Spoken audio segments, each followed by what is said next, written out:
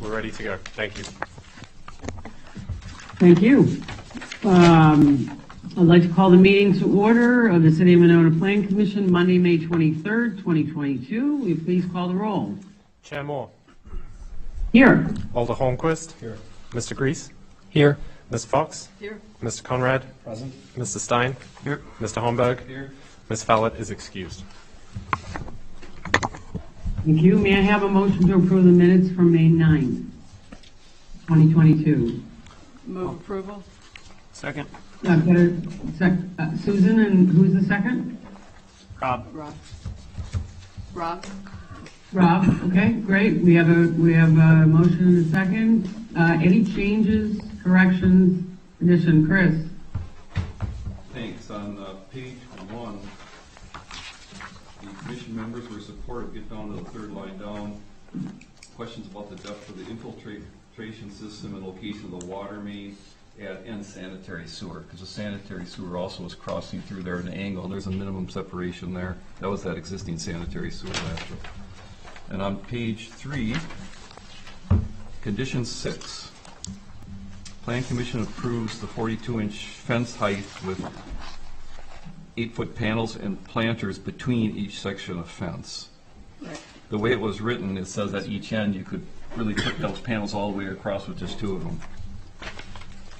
And on page 4, the last paragraph down quite a bit, which affected the appropriate height of the structure. He suggested that the should be elevation be a foot above the ordinary high water, not the setback. Yep.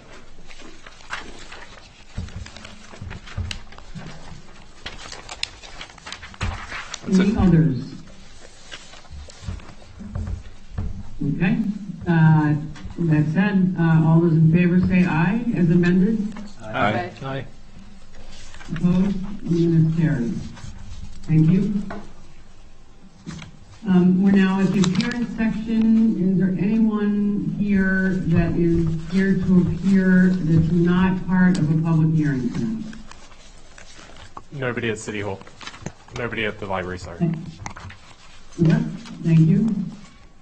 That being said, we'll close the appearance section and go to unfinished business. 5A, public hearing on the request by All Read USA, represented by Bauman Consulting Group, LTD, for consideration of additional materials and follow-up to the approved zoning permit conditions at 6501 Monona Drive. Case number 2-021-2021. Whoever's here representing, if you could go ahead and speak. If you're at the City Hall or at the library, you're welcome to go to the podium. If you're online, the floor is yours. Great, thank you very much. I'd like to introduce myself. My name is Eric Hansch. That's Hansch. I'm an attorney with the DeWitt Law Firm, and we've been retained by All Read USA to assist in the entitlement process here. So thank you for having us here tonight to discuss this project. And from my understanding, there are a number of conditions that need to be addressed in order to complete the zoning approval process, and with your permission, we'd like to just kind of walk through those conditions. I'm sorry, go ahead. That would be fine. Okay. And with me this evening is Payman from Bowman Consulting Group, who I believe you've met with in the past, who has a lot of the technical expertise on how we intend to address some of these conditions. So with that being said, the first condition of approval is the fence surrounding the outdoor dining area. You have to discuss. Sure, and that's basically a standard 4-foot tall wide iron fence, basically that Chipotle normally uses in different locations. Where are you getting the first from? What letter you- This is from the staff review. Okay, 'cause I wonder if we could follow the letter that Shane's, Sure, it's got all the responses on it. sure.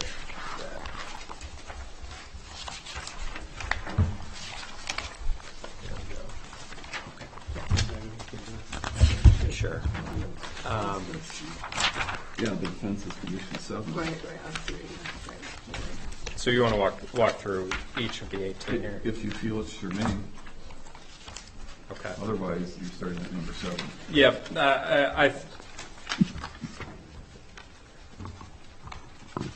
Welcome to go through and just give updates, and I can add for you. Okay. Okay. Sure, maybe. No problem. All right, good. This is zoning permit approval, condition of the city. The CSMs basically were all submitted. It's under review. My understanding is the city attorney's office is reviewing it. I'm not sure the status of that yet. If it's approved, then we'll provide sufficient copies for recordation. And comment number 2, all the state and local building permits shall be obtained, and that's understood. That's not a problem. We'll go ahead and obtain all those prior to construction. City of Monona standard stormwater management facility maintenance agreement. That's it's in process. It has been signed by ALREG, and also is under city's attorney's office review. Same thing with stormwater management permit applications. That's also in process as well. Shall I respond comments from the review letters? The plans have been reviewed and approved by the city consultant.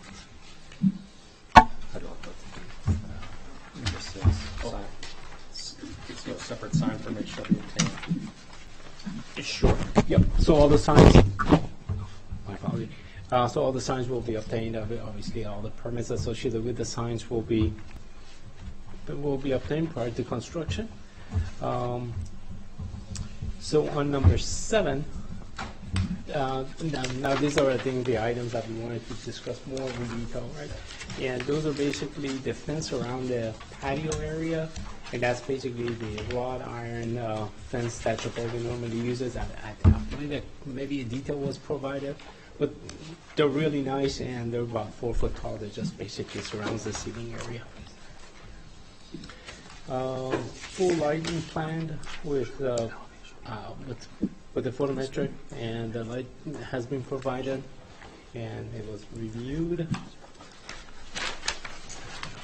The solution to the sanitary sewer lines, that's coordinated with Michael. Basically, I think the city consultant has been reviewed all the sanitary sewer plans as well.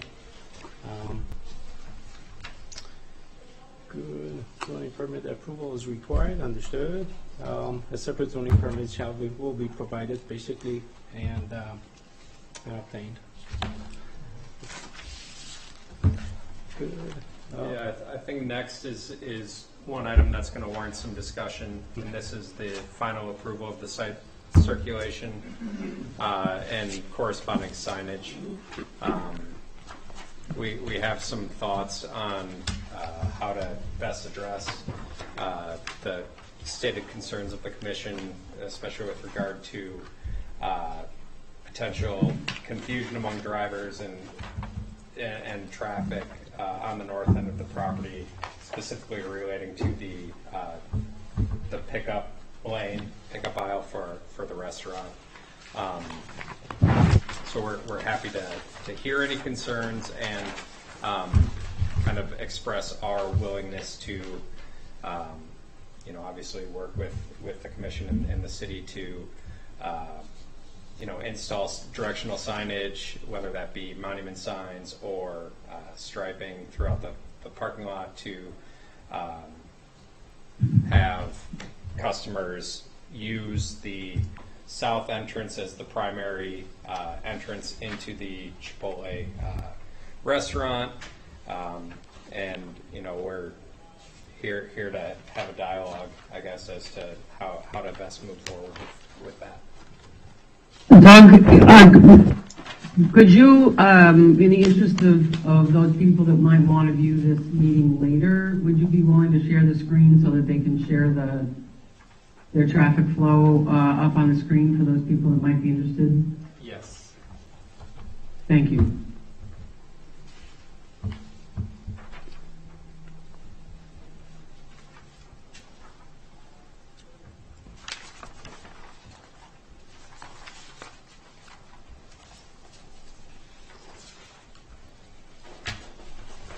Great.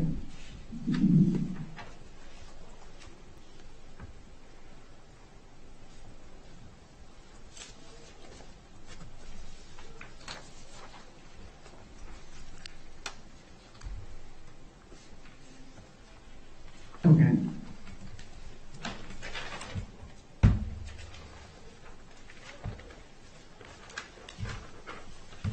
So terrific. If you could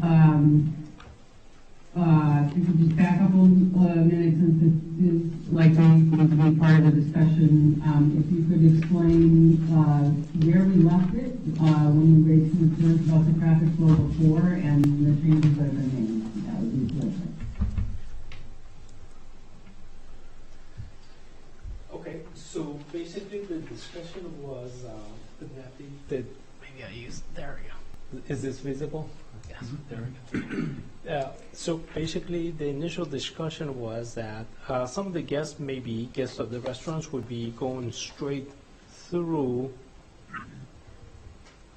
and that may work against the flow of the traffic going toward the window, basically, which is, this is the window of the restaurant itself. So we're proposing basically to add a sign here that says the pickup windows to the right.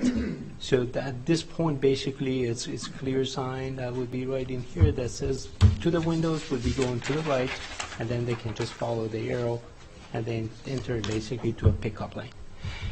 Now, this is basically just for the pickup lane, so there is no ordering, there's no place for like actually placing order at place. It would be basically called ahead of time, and this is just basically a pickup window, and then they can exit from both directions.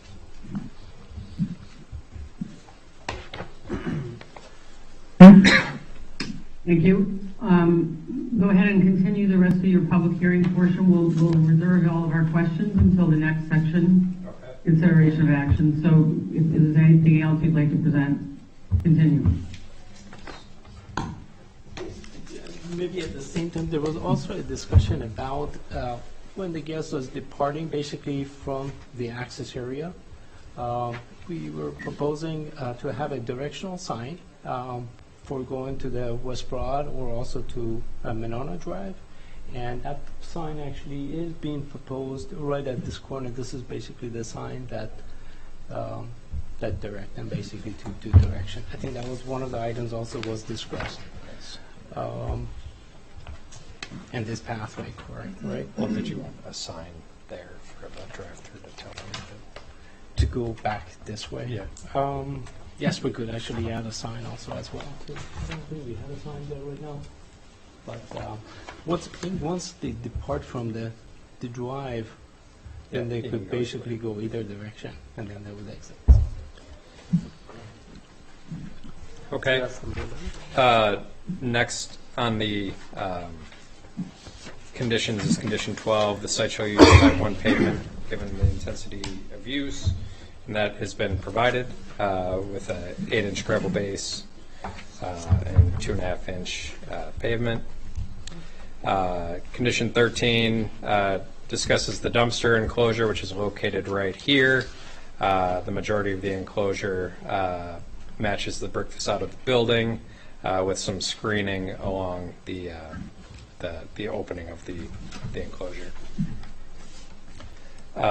Item 14, the applicant shall investigate conduit for future electric vehicle charging stations with final approval by city staff.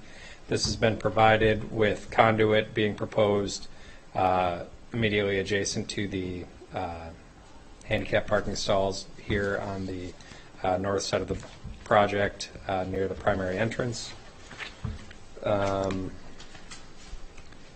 Condition 15, when applicant returns to the Plan Commission for landscaping, there should be plans shown for bike parking on the site. And this is being proposed bike racks here immediately adjacent to the pedestrian entranceway, which connects to the sidewalk on West Broadway. Item 16, the drainage and access easements required as part of the CSM approval are also part of the zoning permit approval, and that draft agreement has been forwarded to the City of Monona. Item 17, the revised landscape plan shall return to the Plan Commission for further review, and that has been provided with some, certainly an increased amount of landscaping that, to my understanding, is well above the minimum requirements for a property of this nature, and includes some significant increase in landscaping, specifically surrounding the trash enclosure area as well, to try to screen that from neighboring properties and the public. And then finally, condition 18 is the revised pedestrian routes and sidewalks shall return to Plan Commission for further use. And again, kind of on the northeast portion of the property, there is a proposed sidewalk connecting pedestrian pathway connecting the sidewalk on West Broadway to the restaurant. And we'd welcome any further discussion on the sufficiency of that pedestrian walkway.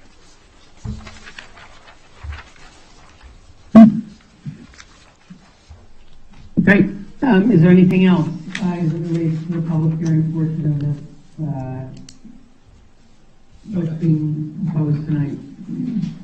Thank you. Or anyone else here to speak on during the public hearing portion?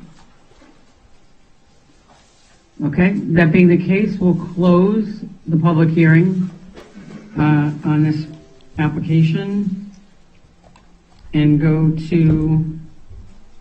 All right, I'm doing my agenda off of my phone tonight because of a dead printer.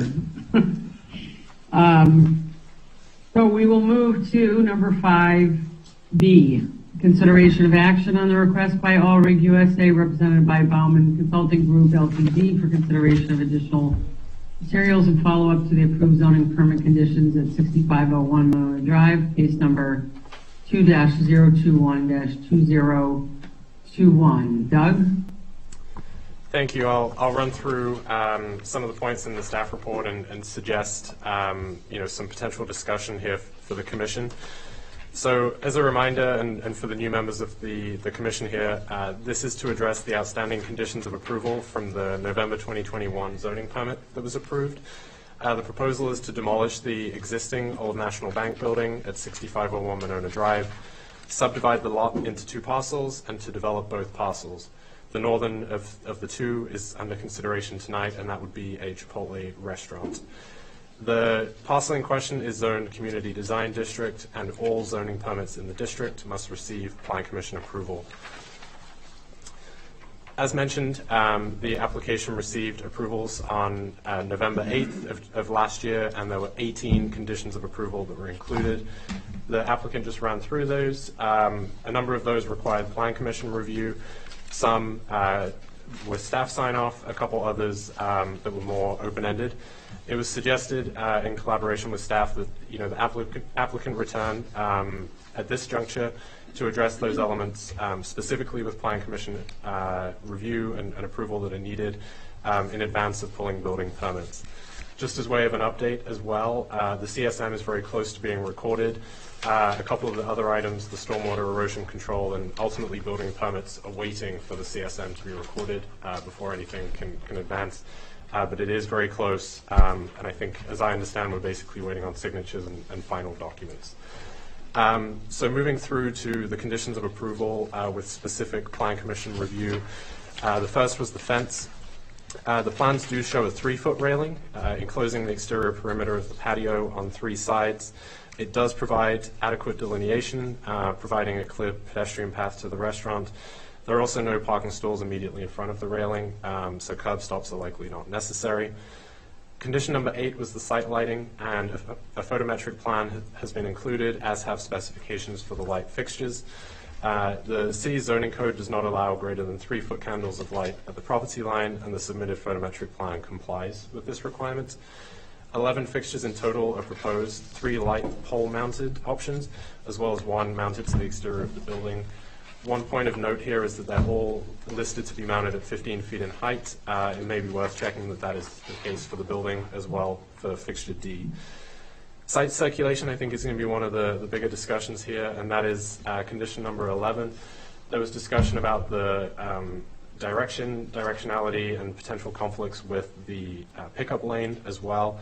There's sort of 2 elements here. The first would be site signage, but also the other elements were reviewed by the city's consulting engineer. So, as I understand it, in November, the semi-trailer had been modeled, but it had not yet been modeled for the fire truck, for the city's largest truck. That has since been done, and the site design did work for that, and those materials are included in the packet. I think the commission could choose to discuss the north-south travel, specifically on the western side of the site, and potentially limiting some of the potential conflicts there, especially as it relates to the drive lane.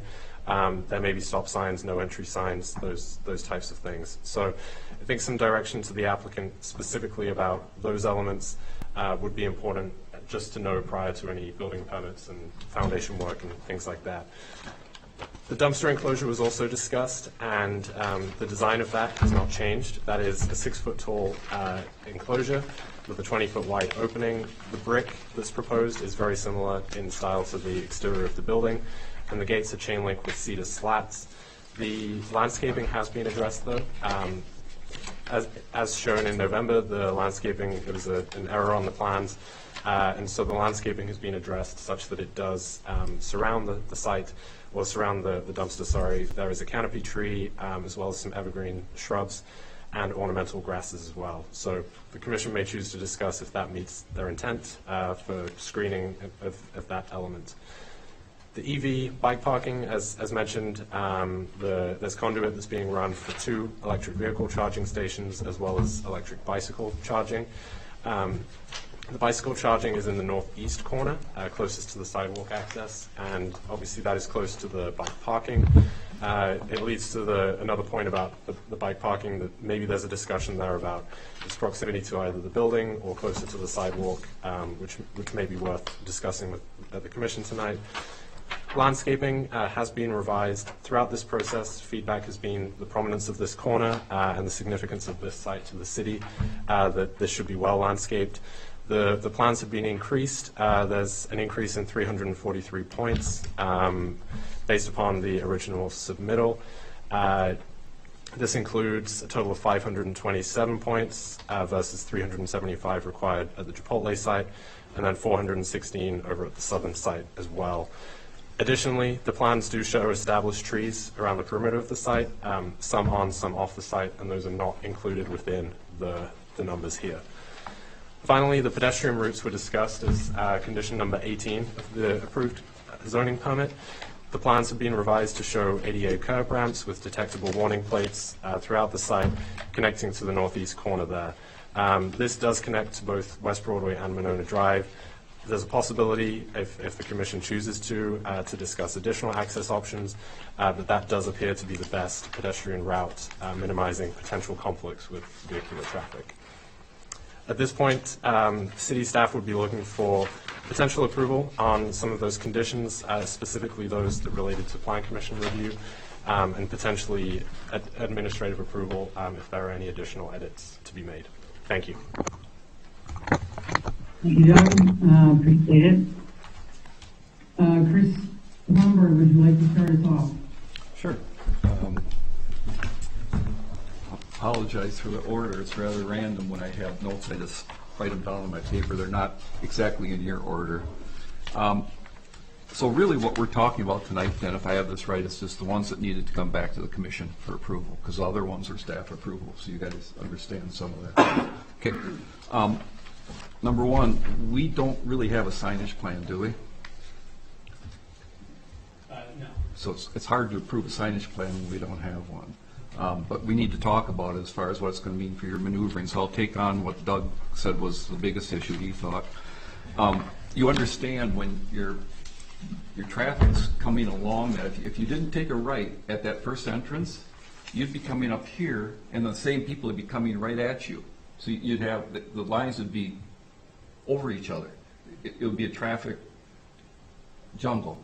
And so what we talked about is if we had to keep that pickup traffic coming there, to not let these people go past that point. Because if you let them go past that, then you're going to have that traffic conflict all the time.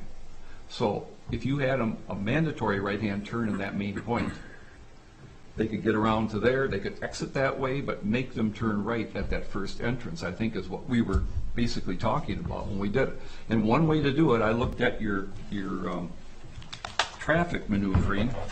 In neither one of the two submittals that we have does the traffic that's being checked actually use where that entrance would go by. Where you got this first right-hand turn in, the people going straight, it doesn't really use that to get back out. It uses part of that lane, but not all of it. So one thing we talked about you could do is take that island, extend it a little further, say, do not enter. Right, make it clear. And then, and right only. Does that make sense? That's the kind of thing that will take care of that circulation issue. Because if you let them keep going, two directions in there, plus the drive-through traffic is trying to get through that two directions of traffic, it's a cluster. The only, which it does definitely make sense, and we're thinking about either striping it maybe, just to guide people to kind of like force them through, but then also at the same time, we want to make sure that there is enough opening for the traffic that's going to make the left turn. Oh, absolutely. So that's Absolutely, that we have was to the maintain only that. reason we actually didn't, stripe that portion of the Right, site. but I thought if you could get out there a little bit, you could get a sign there. And people see signs a lot more than striking. Yeah, and I think we would be open to having signage there that says Somehow, Chipotle entrance. only, Yeah. This way. only that way. Yes. Certainly, we got to keep it open to the business to your west. But it's just if we could find somehow to get some very strong signage so people don't. And I understand that some people are just going to drive wherever they want anyhow. We can't stop knuckleheads. We just can't do it. And some knucklehead's going to come up there and try to make a U-turn right into that pickup lane, and that's just not a good maneuver. But we need to inform them of what should be reasonable. And somehow we've got to get them, this would be part of your signage plan, we've got to get them to take that first right if they're going to Chipotle. Okay. And that makes total sense. Yep.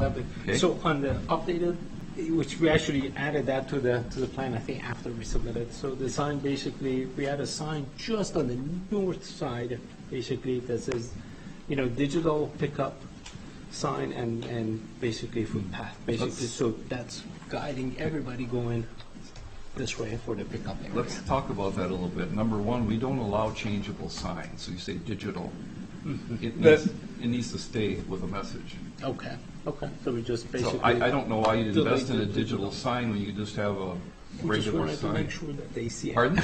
We just wanted to make sure that they completely see it. Yeah. So because with the digital sign, that gets their attention, that they should be going. But it'd this have to way. be that permanent one message. Yep. So the recommendation is that we have a monument sign here that says Chipotle entrance. We don't allow two monument signs. Or It just basically. Wayfaring It's the Wayfaring direction. signage. Wayfaring. And Doug has those specs. I think it was Yeah. 4 foot tall, 8 square feet. I think it is, yeah. I think it's, or 4 foot tall, it can be 2 foot wide. Do we have 8 or just 4 square feet? I just have 4 square feet. Anyhow, he has all, I'm sorry? I think it's 4 square feet. Yeah, it probably is 4 square feet. But, you can make it a nice sign, but all the site signage has a limit on the height. So that's the biggest concern, I think. I have a number of other items to talk about, but that was the biggest concern, is how get this traffic, make sure the neighbor has full access, but make sure we don't have traffic heading into each other. Because if we let them go through, they're going to be head-on, heading into each other.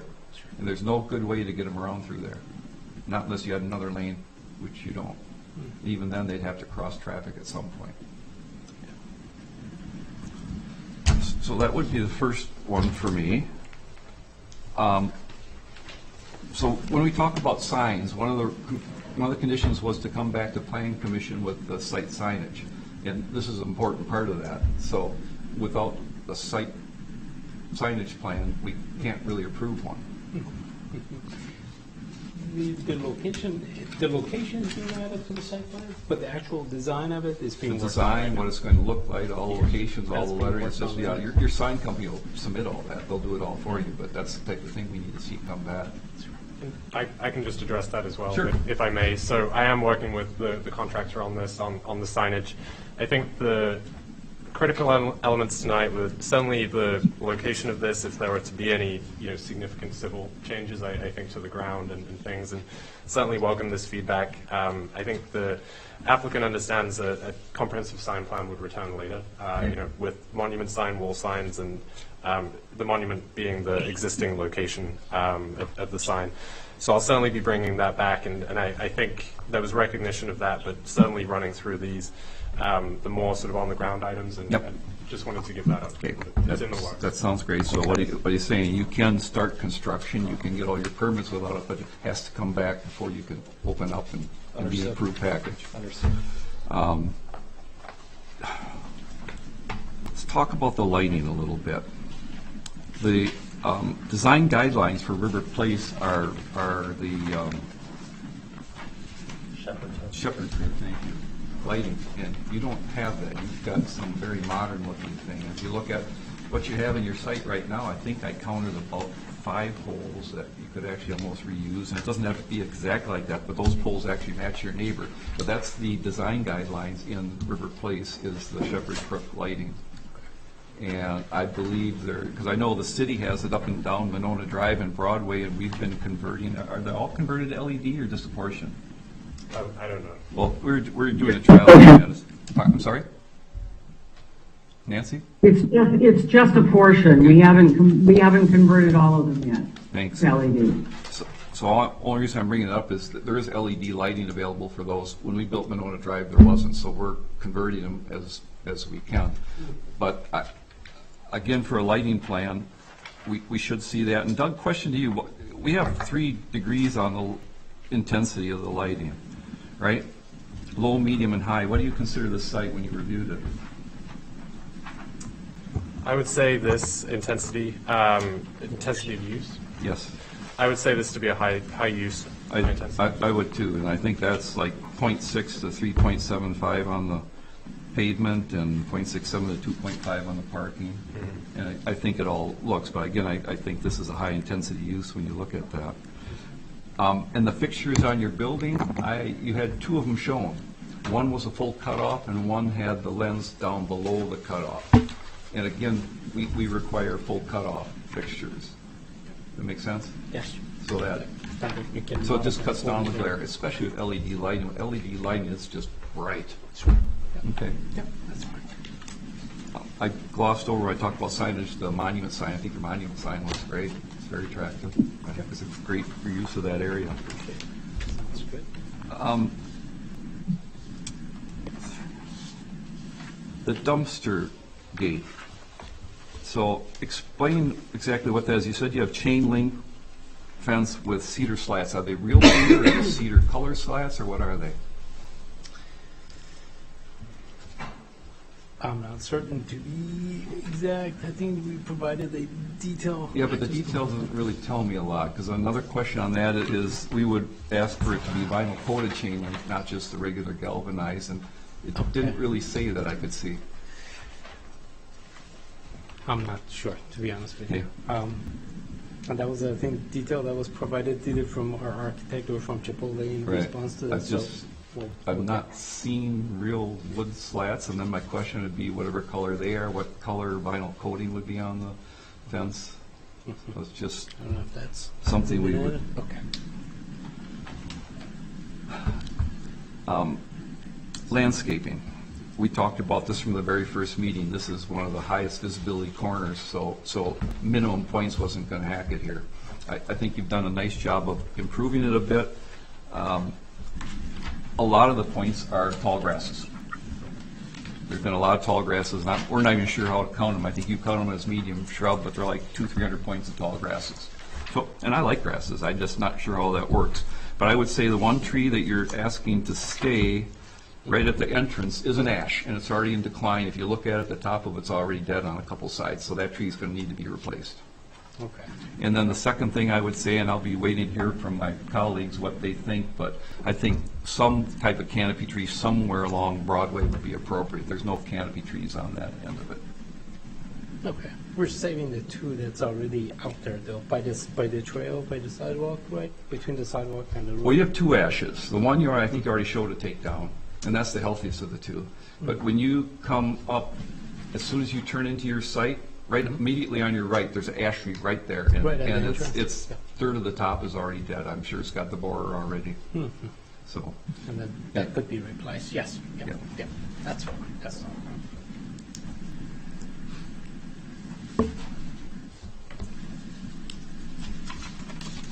that's all I have. Appreciate it. Yeah, I don't, for me, the traffic site design was the most problematic. And I think you've done as well as you can do, and I think with that signing, that will be helpful, the directional signing to come in. Yeah, I thought I feel like you've answered most of these issues, and, so the e-bike or the e-vehicle, are those right next to the handicapped? Is that right? I was having trouble reading this. Because on this written thing, it says they're the same as, you don't. They are exactly adjacent to the hand. Just right next to it. So there's The four two spaces stalls. that are together, right? There's just, okay, that's fine. You got a pair of old eyes on this end. It's hard Right. to see. Well, I can't, yeah, I tried to read the keys there.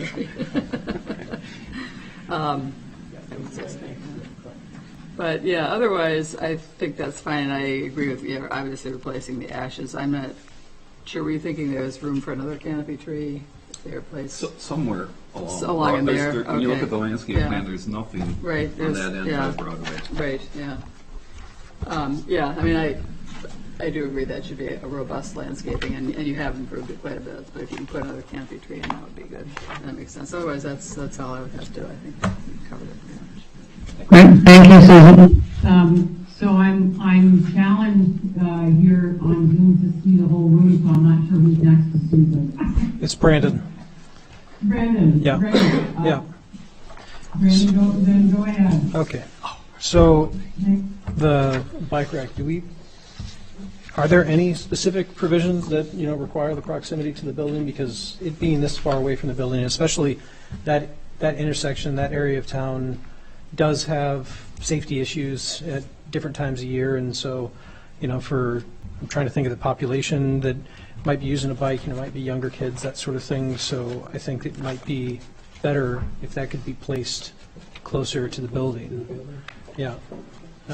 We don't specifically have any regulations or dimensional standards for that, but it could be certainly discussed tonight.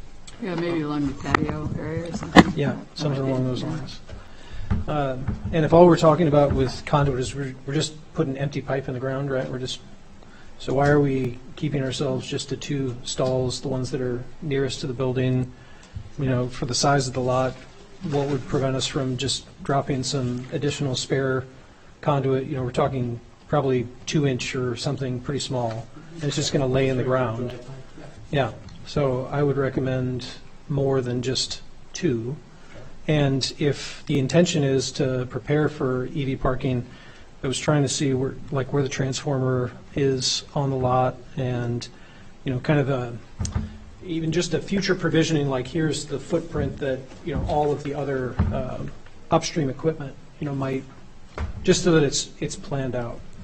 Again, I would strongly suggest provisioning for more than just two stalls, especially not so much because of how many EV vehicles might be there, but in terms of if there was going to be an implementation of it, most of the companies that are doing that, they're coming in and they're leasing space back from businesses, and so they would probably want to put a bank of stalls if they were doing that. Concerning the access road, is there any reason that we couldn't consider something like a speed bump? It's drivable, like it's the island idea, but it doesn't restrict traffic, so it's a drivable thing. I'd also agree with Chris that I would be a strong supporter of some sort of striping. And then about striping in general, like I'm looking at the site plan and because you have drawings that are talking about the traffic flow that would sort of indicate that some of these arrows are just digital arrows, either adding to the legend or creating a distinct signage plan, or not signage plan, a striping plan itself. So just, even if on the site plan drawing C2.0, that even if there was just additions made to the legend, indicating that the striping on the drawing is actual striping that's going to go, that'll be installed. And then that would be a drawing on which, something around that first turn. If you had striping combined with a drivable speed bump, that might be sort of the least obtrusive kind of like nudging of like, hey, you want to go this other way. For clarity, a speed bump before the right turn. Yeah. No, past it, so that you would see it in your field of view. Okay. So you would be encouraged. Okay. You'd be like, oh, I should, be like this nudging thing of like, oh, I want to turn before I get to the speed bump. Got it. Combined with some kind of striping that, is indicating the arrows. So you've got these two sort of things that don't obstruct the flow of traffic. If people do just want to drive straight through on that road, they would still be able to drive through on that road for whatever reason. But, yeah. Expand on the striping portion of it. Do you think about If you- striping on-site or striping the access road portion that guide and basically into? The access road, I don't know what limitations there are and are not about the access road, but yeah, if you were on River Place and then you were coming onto the access road, that would be the location of the speed bump, that would be the location of the striping, because that would be the thing that nudged or encouraged the behavior. I also agree with Chris about the landscaping. I would say that this is definitely one of the most important corners in town. Personally, I would prefer there to be more lighting that helps kind of protect that walkway. Because again, if in terms of the number of events that I've come across on Nextdoor that happen at that intersection of Monona Drive and West Broadway, keeping that sidewalk safe, keeping the bike rack closer to the building, providing more pedestrian safety, public safety lighting along that pathway. Because we're at less than a foot candle, I think, on that sidewalk, and there could be regulatory reasons for that I'm overlooking. But landscaping, safe lighting, bike rack closer, more provisions for future-proofing the EV parking, thinking about the kind of business that would come in, and then a striping plan or notes on the legend, and then the possibility maybe the speed bump could provide some unobtrusive nudging. Thank you, Brandon. Yep. For the speed bump, will you think about the entire access road or maybe just half? Just half. Maybe half section. Just half, because then it would really, I think that it would. Excuse me, could you make sure that you're scooched up to the next to the mic? Sorry. So that when here we go. Thank you. Okay, sorry. Yeah, no, it would just be the half portion of it, because I think if it was the full width of it, people would be like, oh, this is just to slow general traffic down, versus like, this is saying something about my particular path of travel. Go this way. Make that way. Yeah. Thank you.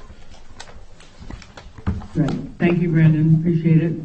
I believe that takes us to Brian. Brian. So I will try to go in order, but I might end up feeling like a mixed bag, so I'll try to go slowly. So the first one regarding the fence around the seating area, I think that's fine. If I if I'm able to read with my old eyes, it appears as if the sidewalk that comes in from the northeast corner,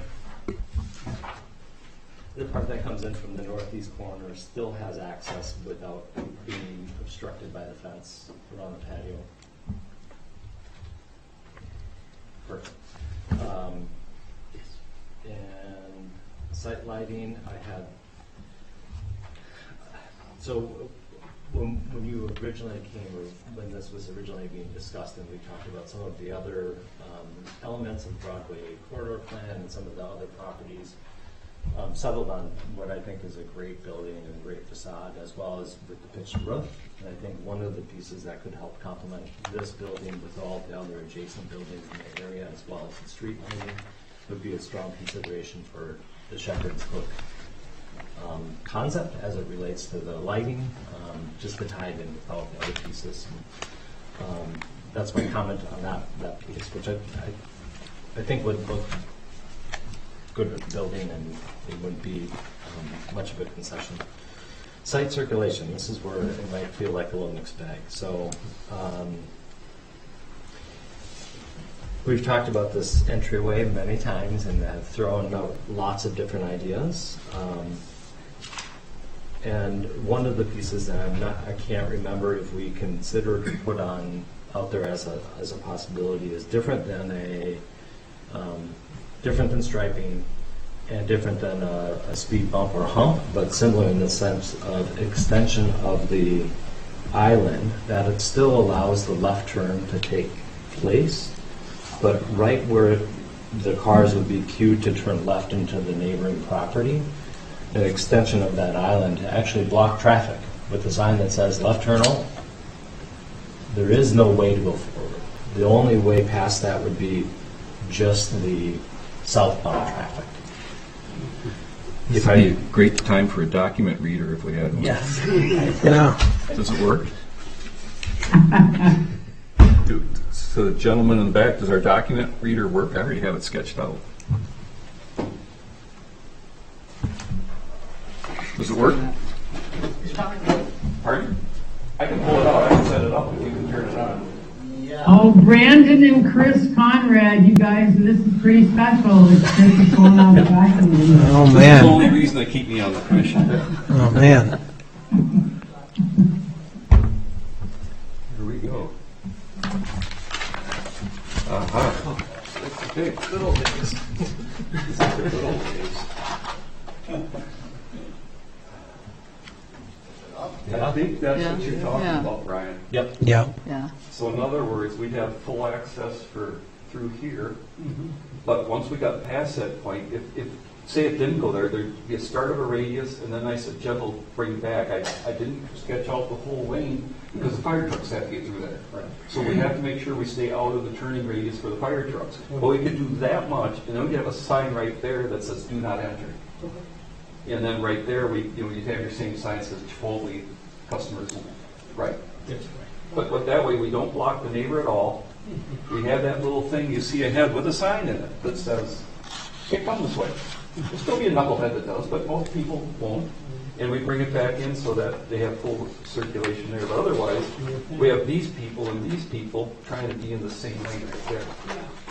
I think face the curve to face the curve is 24 feet. Right. And right at that point, so if we create a bump out about 4 feet. Well, I would pay attention to your turning radiuses for the fire trucks, because they take a little more than a full lane.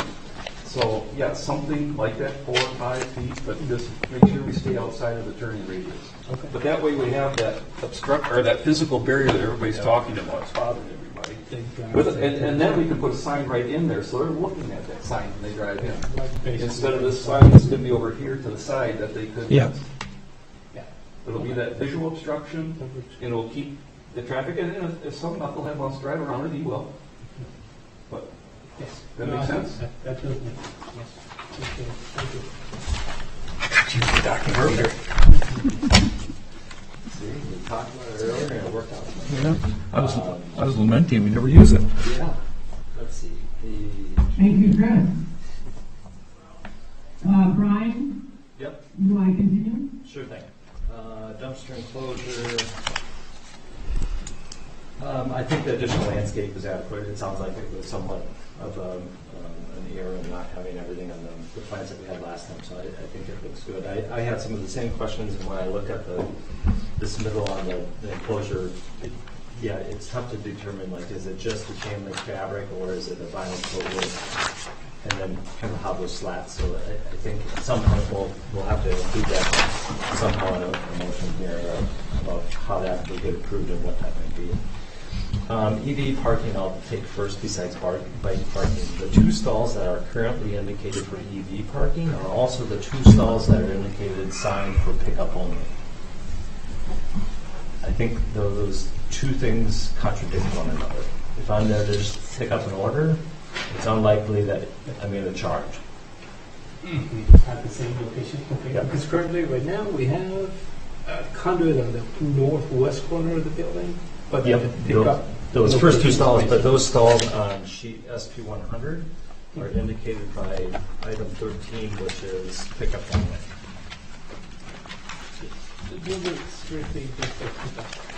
The single plan shows pickup in the east side.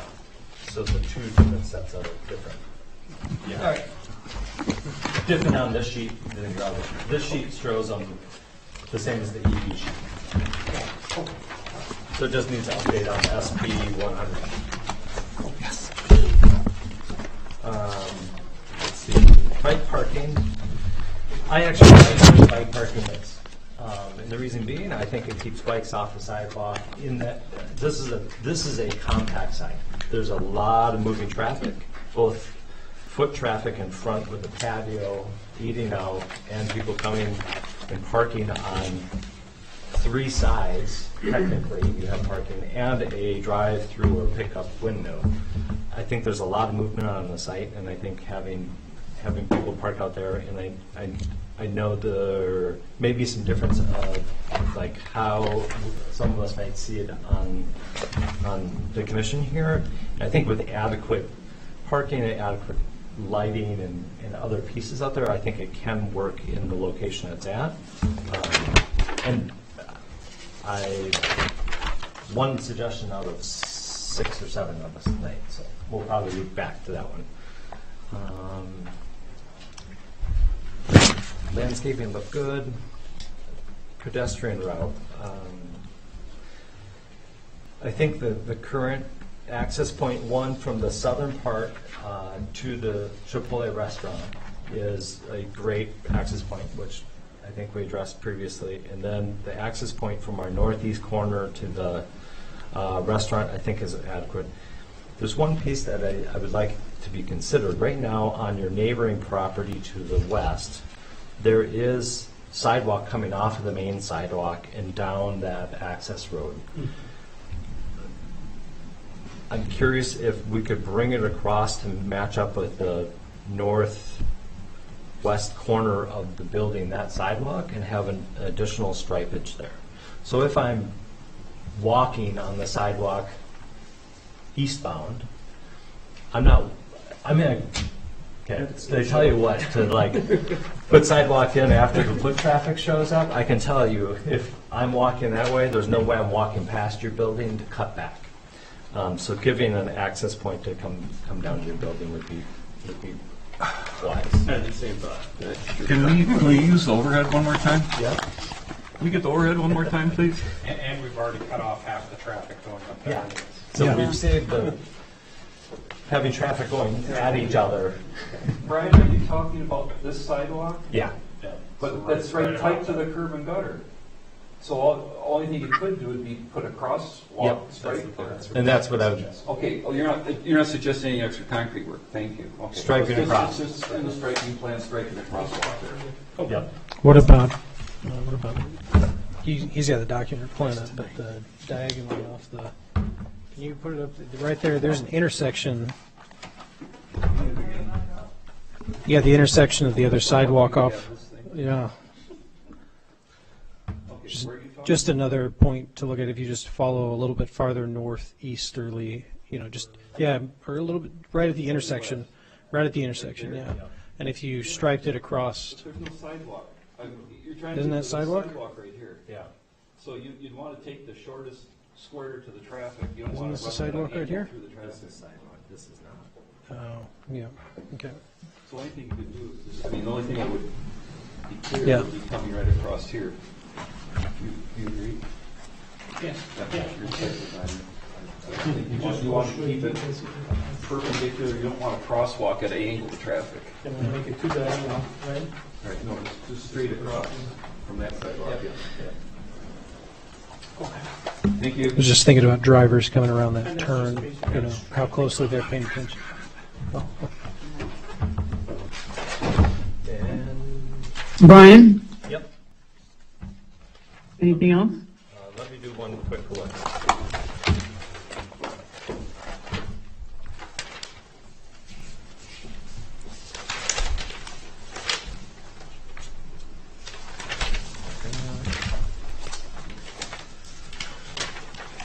We can probably move on to Robin. If I find any other pieces, I'll chime in. Thank you. Rob? Okay, I'll go down the list here. I think the fence looks good, given that it's a 3 foot and not a 4. The site lighting, I couldn't even decipher what temperature the lights were. But I think we've been going with 3,000. So we would, 3,000, 2,800. yeah, something like that. Sorry, you familiar with the temperature of the light? temperature of your LEDs. Yep, exactly. I think the shepherd's hook is a good consideration. Site circulation, I think that's been addressed. I like the solution that's been presented on the document reader, beloved document reader. Dumpster enclosure. I would add additional landscaping on the west side. There's an existing tree to remain, and I just don't think you're going to construct all this and that plum's not going to live. Oh, sure. Replacing. Yeah, and I would go with an evergreen, Black Hills or juniper maybe, something upright.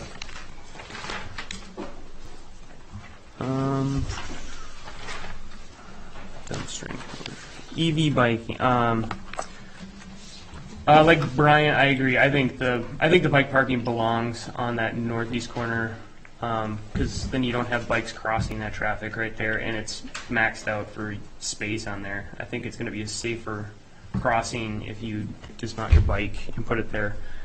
And I would recommend using an inverted U bike. I think it was noted in the staff report that there wasn't a specified type. So you'll have to take up more space than it's shown there, but that can be at a staff approval level.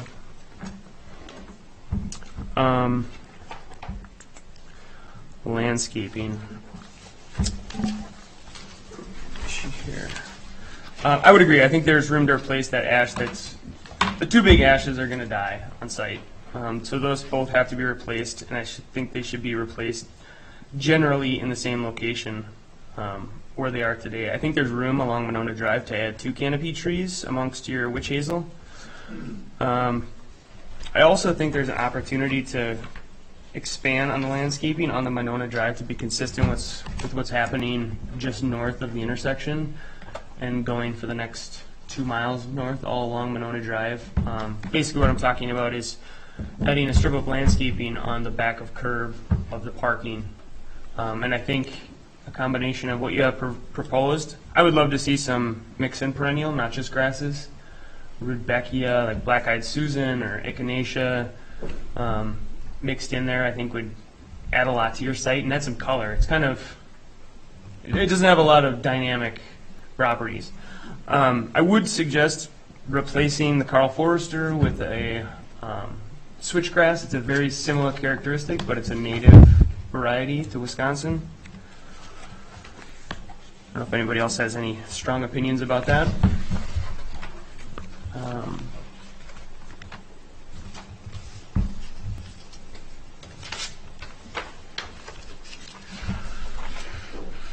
And the pedestrian routes. The only we just talked about my thoughts were the same as adding that striping across from the western property line.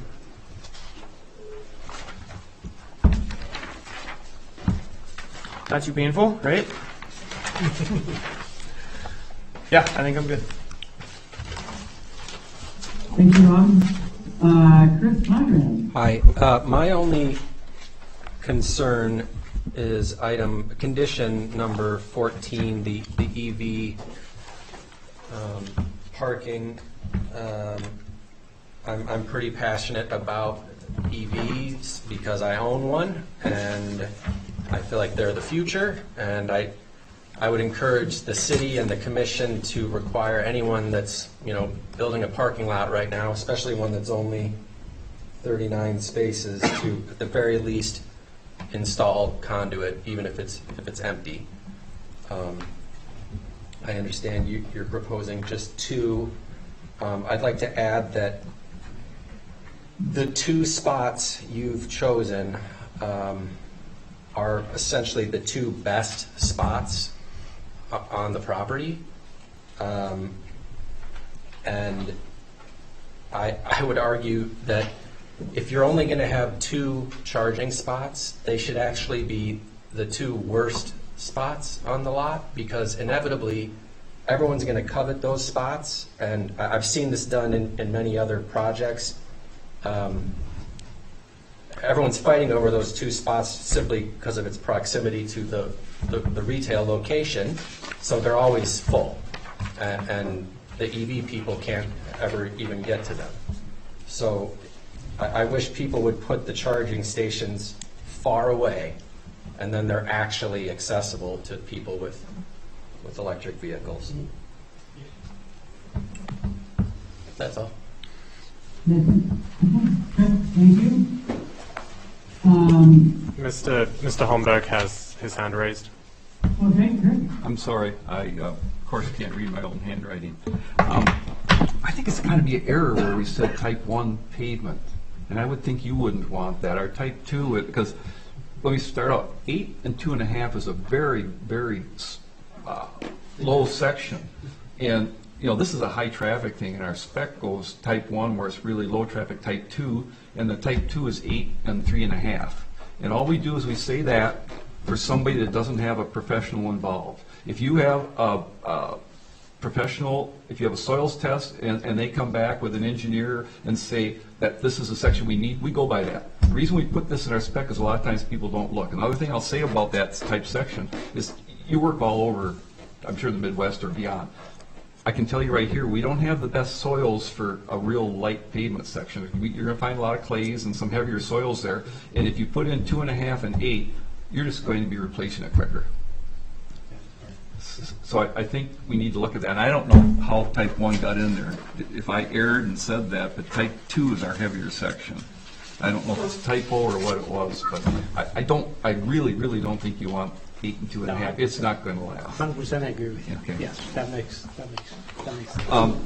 And while I have the floor, I agree with bike location. I like it away a little bit because I think they're the more active of all of us, and that to walk a little bit in is fine. I think I would agree though with when you come back with the lighting plan, just to dip up the lighting a little bit where that sidewalk's coming in and where the bike rack is, because it does go all the way down to zeros there. And I think you're so careful about shielding it that you don't have enough light going there. And that would be the one area I wouldn't, as long as they're cutoff fixtures, I wouldn't care about light spill over there because it's the main intersection where we want to be safe. So don't feel bad about some light spill over there. It actually would just help everything else in the area. And I think it's probably lighter than what you showed because of the city lights that are there, but they're of course not on your photometrics. So I would take a look at that. And I agree with the last comment on the conduits. What we do is we ask people to rough it in to save them from themselves so that they're there. And I would say you go to those north stalls or to the east stalls, but go to stalls that aren't right in front of the front door.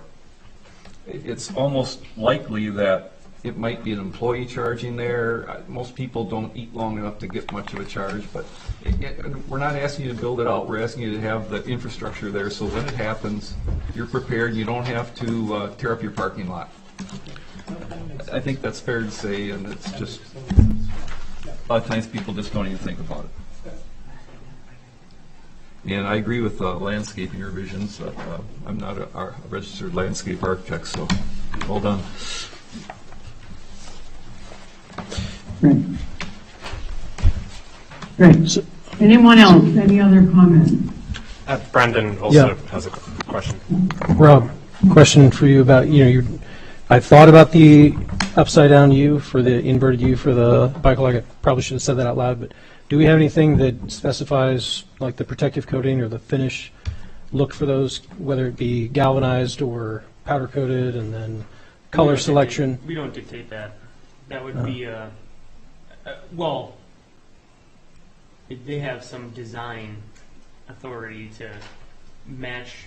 Typically what you do is you'd match other site furnishings on site. Yeah. So you'd look at garbage cans, benches, light poles, and then you would match a family of colors that would go together. So it's either going to be a powder coated, Yeah. typically is what we see. You typically see a powder coated, usually black. Yep. Galvanized you'll see in more commercial or like institutional like civic settings sometimes, Mhm. but I would not suggest that. I would go with the powder coat. I would as well. I just didn't know if we, as Monona, had any specifications or had like items in other parts of the city, as public bike racks that, but if we No, leave it to the discretion yeah. of the designer. Good question. I would say we don't need to necessarily match the city standard if there Yeah. is one, and there is, but I think we'd want it to match the site elements. Yeah.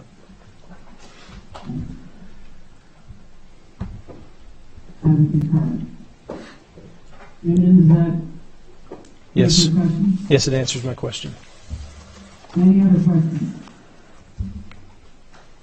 Do I have a motion? I have a question before the motion, if I could. What I'm just going to talk about what I'm seeing for now. I'd like other commissioners to buy in or not. Is we need the signage plan to come back. We talked about that. We need that. We need to think about which signs can be where. We need to see some kind of picture of what they're going to look like. Cleaning up the striping, is that something we can just, are we good with staff handling that, or do you want to see it come back? I'd be interested in seeing the striping plan. Okay. Lighting plan. We understand the lighting plan. We need to see. And when we say they got to come back, that doesn't stop you from starting. That's just, you have to have confidence that we understand each other, what we're looking for, and if you get started, and you'll want to come in and get the approval depending on what your lead times are. Poles, that's a long lead time, so that's up to you, but I'd come back and say, here's the one we found in the fixture, here's our revised plan, and that way you can get ordered, because we all know what it's like getting materials right now. It's tough. Yes. But that's something we really need to see. The EV location revised, I think they just got to put a conduit either east or north, and I think it's up to them. I'd be happy with staff taking care of that, just looking to make, and again, we just asked for a you get it behind the curb, you have no hardscape, so you can branch different ways. Just have a big enough conduit, so if you need to have a couple leads in it, you can take them out from there when they build this, just so you don't have to tear up your parking lots. The landscape revisions, Rob, those need to come back here? No. Okay, so what that means is you've heard what this is, and staff has a really good idea of what Rob was talking about, and you can handle that just with staff then. It'll be a condition, but you can do that. The biking pad, is that, all we're talking about there is just to see what the hardware looks like, and the pad's a little bit bigger, depending on the hardware, staff approval? Definitely. Okay, that's what I thought.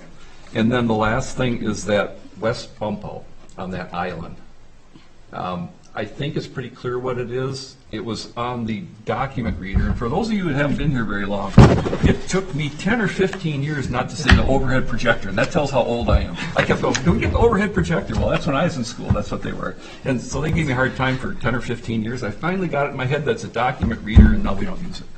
So tonight was a glorious night for that. But so I was going to say, it's been on there. You saw it. It's on a record. I think I'm comfortable with the staff approval, unless you have some questions on it. But it's just to try to get that little bump out there to do it. Okay? The curve for that would be fixed, as Yeah. I mentioned. It's basically fire truck movements. Absolutely. To the left and right is a really nice. Yep, absolutely. So I just, before I made a motion, I wanted to know where everyone's head's at. So if that's okay, I'll move approval with condition 1 that a revised signage plan come back to Plan Commission. Condition 2 that a striping plan come back to Plan Commission. Condition 3, that a revised lighting plan with fixtures come back to Plan Commission. Condition 4, that revised EV future conduit be shown in staff approval. Condition 5, that a landscape plan comes back. Was that, Rob? No. Landscape plan with staff approval. And a 6, that revise the biking per our discussion with staff approval. And 7, the revised west island with the bump out to keep traffic from going north with staff approval. Okay, I have a motion on the floor. Does anybody have a second? I would second the motion. Okay, now we have a question from the Yes, applicant. second. Just wanted to make Any other comments? Yeah, the applicant. The applicant had a question. That's fine. If that's okay to, I think our goal is to start the construction at least then. Okay, all these conditions, he can issue a permit to start. These are conditions that have to be fulfilled before you finish, before you ever get an occupancy. But like I said, I bring them back quicker if it affects materials. That's perfect. And I saw you were typing really fast. This is recorded, it's on YouTube. I'm just want to get back to our client as soon as Okay. possible. Right.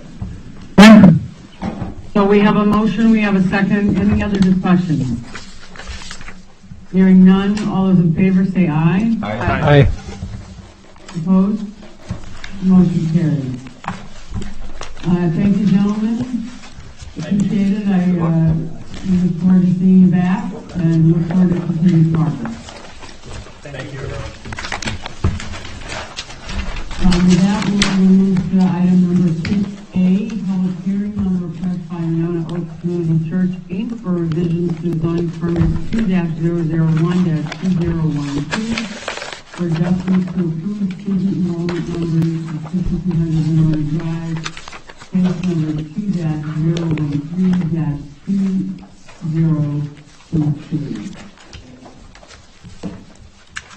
Welcome, Monona Oaks. You have the floor and the podium. Please introduce yourself. Good evening. Can you all hear me okay? Very good. My name is Dave Berner, and this is Monty Knetter. He's the headmaster at Karis Classical Academy. And I'm here on behalf of the church and the school. I can't help but allude to this, and I hope you give me some grace here, that I did serve here as the city administrator from 1995 to 2007.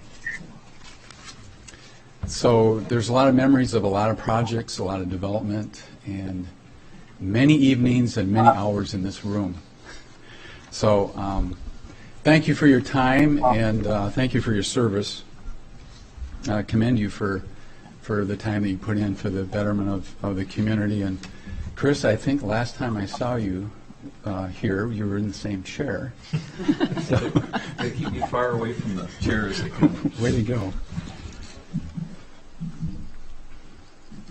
So what I thought I would do is, you have the application. I was asked to facilitate that, and so with Doug's guidance, completed that, and wrote the memo, try to highlight the basics of what we're asking for, and give you some background, and the accompanying materials. So the church and Karis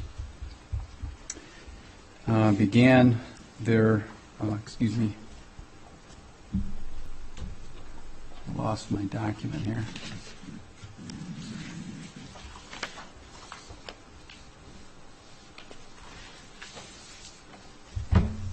Sorry about that.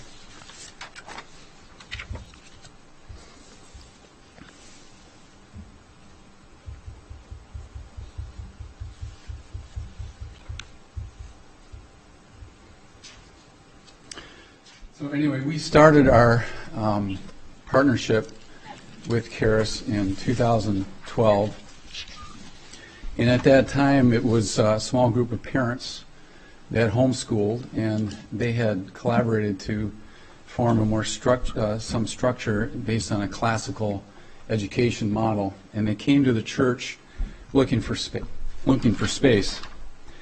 And so we started the partnership at that time, and they grew, and the conditional use permit that was approved specified 5 conditions, and we complied with all of those conditions. I think there was consensus of the commission at that time that the students, I think, were between 18 and 21 students, that if the school grew to about 65, that we would come back for a review. And the school grew, and I think it was in 2000, was it 2018 that they moved to Door Creek? I think 17. Okay, excuse me, 2017. They moved to Door Creek because of the growth. And in August of 2020, they were informed by Door Creek, because of COVID, that they would not renew their lease. And this was about 2 weeks before the school year started.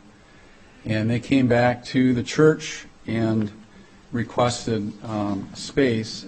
They quickly developed a strategy to use to split the campus between 3 churches. So with Monona Oaks Church, they had the K through 4 grades, and we were still under the number at that time, and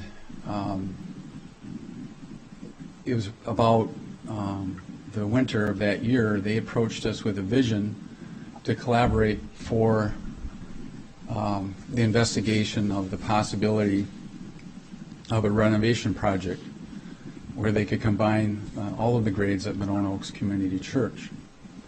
And we hired Sketchworks in 1848 based on a design-build strategy, and they did an assessment and evaluation, and we explored all of the options. And in that process, we did engage the fire chief, in our assessment of the capacity and what the requirements would be. And we understood that if we went ahead with the renovation, that we would have to install a sprinkler system and a detection system. And the consultants estimated that to be about $230,000. And I'll just say that in the process of that evaluation and the discussions that we had, Karis made a determination that I agree with, that they decided to withdraw from that project and pursue the purchase of a building that they could own that would accommodate their current and future needs. And they have, in fact, started to do that. They made an offer on a building, and if everything works out, they'll be able to close on that property in September. If that scenario follows through, it meets all of their needs currently and in the future. They would need to have some renovations to accommodate the spaces for the school, and that's going to take some time. So,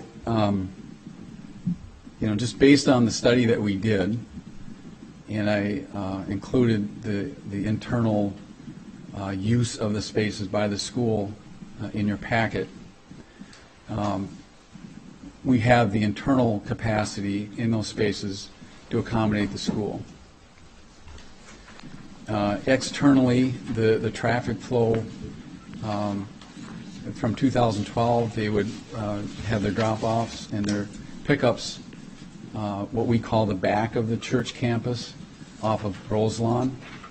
And when they came back, they changed that to the front, what we call the front facing Monona Drive.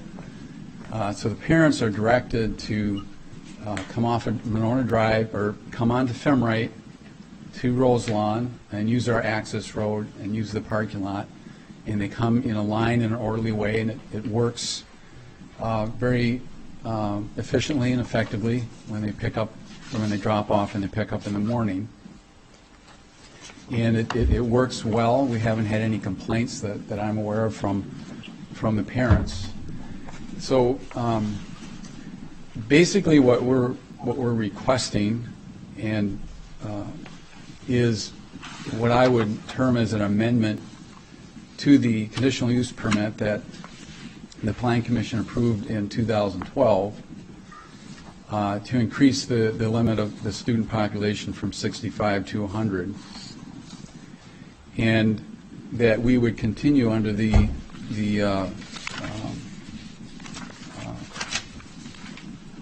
directive of the fire chief.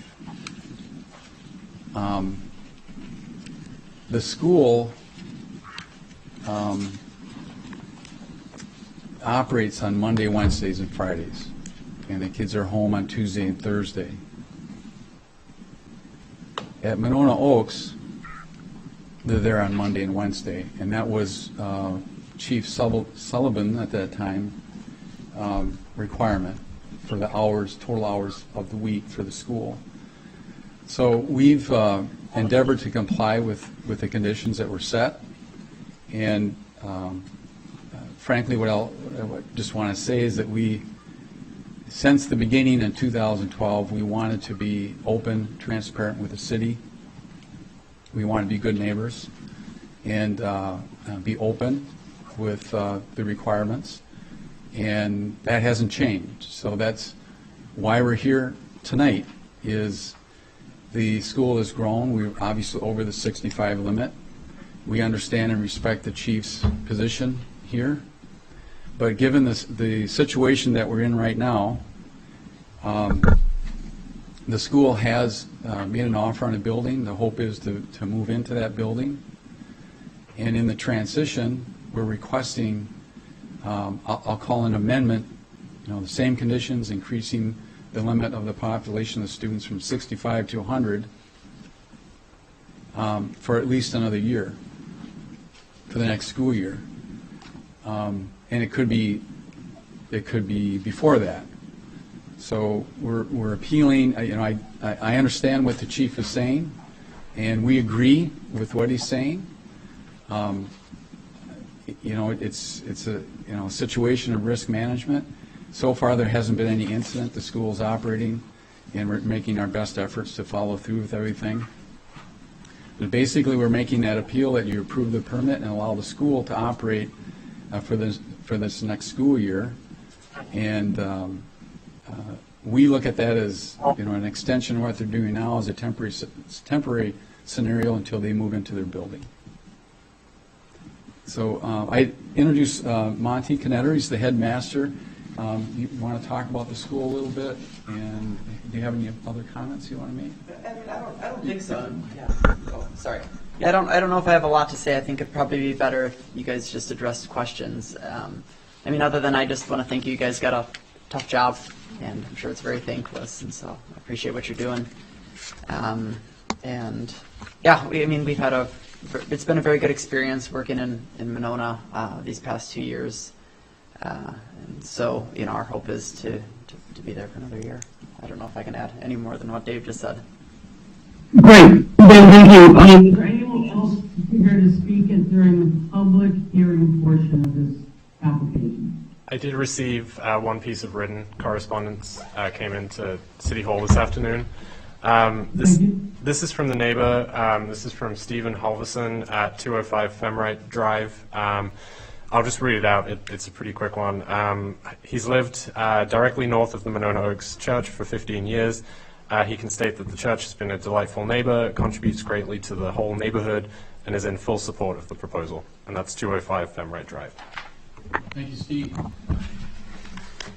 Thank you. Any other, with that, I will close the public hearing portion of this application and go to next consideration of action. B, consideration of action on the request by Monona Oaks Community Church Inc. for revisions to the zoning permit number 2-001-2012 for adjustments to the approved student enrollment numbers at 6200 Monona Drive, case number 2-013-2022. And before we start Doug's questioning, Doug's comments, I just want to also point out to the commission that our esteemed fire chief is here at the meeting tonight, and I want to thank Chief McMullen for responding to some questions prior to the meeting as well. Thank you, Jerry. Just what you need, another city meeting on another evening. So I know just when you thought you were going to get a Monday off, but I appreciate you being here. So with that, Doug, I'll turn it over to you. Thank you very much. So as mentioned, the Monona Oaks Community Church is seeking an expansion of use to their 2012 conditional use permit to increase the number of students to 100 for the 2022-23 school year. The Monona Oaks Community Church first received approval to host Charis in the building in March 2012. It was deemed to be an extension of the church use rather than a new use in the building, and therefore was allowed to operate in the way that it did. The applicant has now been requested is looking to expand the number of students and extend the lease through 2023. The property itself, 6200 Monona Drive, is zoned single-family residential, and this is a conditional use that is allowable within that space with the conditional use permit. The enrollment would be for 100 students in grades K through 4, and they would be there Mondays and Wednesdays, which would be very similar to, and the same as the standards previously outlined in the permit. Other days they would attend school from home or at another location. The traffic flow was discussed with a single file lane of traffic moving from Roselawn through to Monona Drive. Obviously, with the age of the children and the timing of the school, it's complementary to the other church uses, and there appears to be limited conflicts with other activities. The main piece here, and what I wanted to bring the attention to, is the fire code and sprinkler system. We are joined by the chief, and I'll pass it over to him. I think the main thing, as it boils down to the history of this, is the determination if it was an extension of the church use or a new use. So with that, I will pass it over to the chief. Thank you. Well, good evening. And it's okay that it's another Monday night. I don't mind joining. So I'm going to be very brief. And excuse me, my voice is a little rough. Just got back from Colorado, and the wildfire smoke and the altitude kind of roughened my voice up. So the biggest concern that I have is related to the numbers, but it isn't because of the numbers. So the original determination back in 2012 was that this was not a change of use for the building because it was going to be limited at the beginning to 18 to 20 some students, with an increase up to possibly 65, 1 to 2 days a week. What we're looking at right now is 100 students a day, twice a week, which actually exceeds the number of parishioners in the church on a weekly basis, which by the definition of the code makes this an educational occupancy, with the church being an accessory usage instead of vice versa. So that's the concern when you start increasing numbers. It's not about how many numbers the building can support. It's about what the building's actually being used for. And when you have 100 students there twice a week for educational purposes, it exceeds the church activities that are actually occurring at the same building. So by the fire code, that makes this an educational occupancy. And again, I understand this may be temporary. Unfortunately, from a risk management standpoint, I don't do temporary. because in this day and age, you may be working on a building, you may not be working on a building, you may have a written commitment for a new building. It'd be very easy for something to fall through and you to come back and say, well, I need another year now because I'm working on a different building. So while I support the idea of being as open and beneficial as possible because they have been good neighbors, from a risk management standpoint, as a fire chief, I can't sit by and say, hey, I know you're in educational occupancy, which has all these code restrictions, but I'm just going to let that slide because if something happens, both the city and the fire department are liable for that, regardless of the past history of no incidents happening at the school. But beyond that, even if I was, and again, as a fire chief by statute, I can't overlook that. I can overlook portions of the fire code as determined by the fire chief. But beyond that, the remodeling that was brought forth by Sketchworks triggers the Monona Fire Code, which requires a fire alarm system be installed in the building, irregardless of what the use is for. Monona Fire Code requires a fire alarm in every building other than single and two-family homes. So as soon as you start doing any remodeling work to make this building work for the students, it triggers the fire code and requires a fire alarm system. So we're kind of coming at it from two different directions. I am more than willing to work with the church and the school to figure out the best way forward. I've already gone on paper saying I'm willing to compromise about the sprinkler system because I come from an inspection background, so I know exactly how expensive it is to install it. So approaching it more from a standpoint of remodeling the building and getting the fire protection system and the fire alarm system in that is in place even after the students leave and it becomes a church again, that building now meets the Monona Fire Code regardless of the students being there or not. So I'm more than willing to compromise on the sprinkler system. It becomes much more difficult to compromise on the fire alarm system. So that's where I'm sitting as the fire chief right now. I'm more than happy to answer questions. And I'm also more than happy to work on timelines with the church and the school as well. Great. Thank you very much, Chief. Really appreciate it and appreciate the clarity and as well as getting back on the weekend to such questions. So with that, I will open it up to the commission. Chris Momberg, would you like to start us off again? Sure. First, a little more on the history. When this came here the first time, you'll remember the school had Sunday school, so there was a certain number of kids that were there. And really, if I remember correctly, that's where that 65 came from, because what we did is we looked at this and said it's not a changed use because they are having instruction at a couple days, I think it was, a week. And we looked at what was there. That's why we put that 65 limit in, because at that point, Chief Sullivan said, you know, it's not a change of use if we're just doing it, and that's why you had only those 2 days, because they had some instructions some different days, if I remember. Is that correct? Correct. Okay, so this was a problem back when it first happened, and Chief Sullivan had the same heartburn that Chief McMillan's having right now. As far as all the conditions, as far as your traffic, everything you're doing, I think it looks great. I would prefer you're in the lot by Monona Drive. There's a lot better queuing. You have a lot more parking lot to work with. Everything about it's superior, as far as I'm concerned, to being in that circle where you were. So to me, the only condition about this, the only problem with it is the fire code. And I got to say, I think Chief McMillan's made a heck of a compromise. If he'll say that you put in a monitored system in that church, he'll let this go in for a year, and it's a win-win for the church. You do have a monitored system now in your building. I think if I'm a little surprised. I was going to beg for that, but he already gave it out.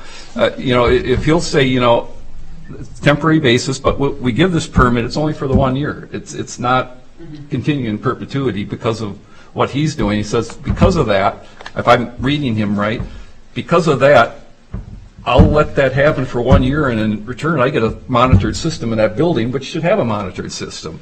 I if that's what he's offering, I think that's a take it and run kind of proposition to me. We can't go into a life and safety issue and say, heck with the chief, we'll let you do it for you ran the city. You know we can't do that. So, I mean, as much as you'd like to, we can't fly in the face of that. So, for my comment, I think it's a fine use. I think the circulation's great. I think everything about it's great. I think the church is an awesome neighbor. I think the school's doing a great job. We have to settle the health and safety issue. And if I understood you, Chief, correctly, you would forego the sprinkler system for this 1 year if they put in a monitored fire system. Monitored. Correct. Okay. For my opinion, I think that's a great compromise. I don't know how you feel, but I think it's a great offer. Great. Thank you. Susan? I would agree. I think that makes sense, and I think we do have to. I'm on the Monona Grove School Board, and I know when we did an addition, we weren't initially counting on the sprinkler system, and we were told we had to put the whole thing in, and it boosted our budget by a lot. But we did it. It was a different situation. Obviously, it was going to be used permanently as a school, but. So I have a lot of respect for our fire code. It is tougher than some other areas, and I think we need to comply. So yeah, I think this is a good compromise.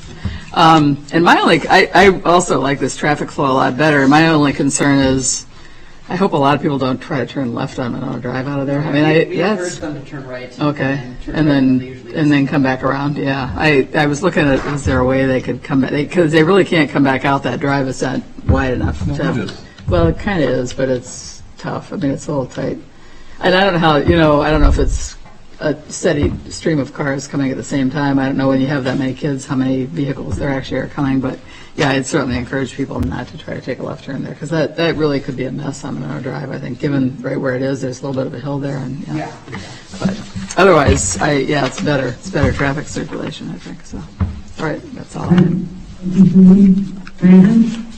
Just a point of curiosity, so with it being limited to 65 and you're talking about these additional students, what do you do in that situation? Are you have to cap enrollment, or you continue to, for that, in this temporary situation with those additional students? Yeah, so, it's based on our projections are going to be for next year, and it gives us a little bit of wiggle room. I don't think we're going to grow that much. I see.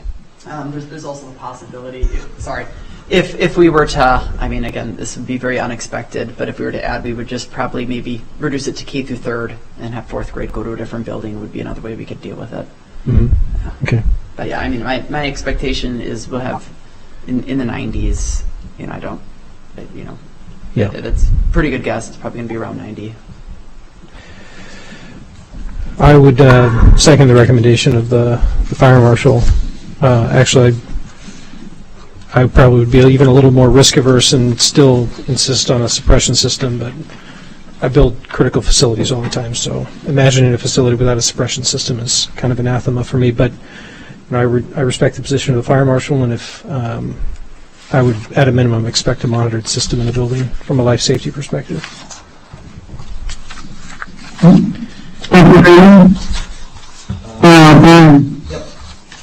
additional comments. I agree, and actually, I think this is a win for the church in the sense of any remodel would have triggered this anyway. So I think the sooner we get. Brian, could you lean into your mic a little?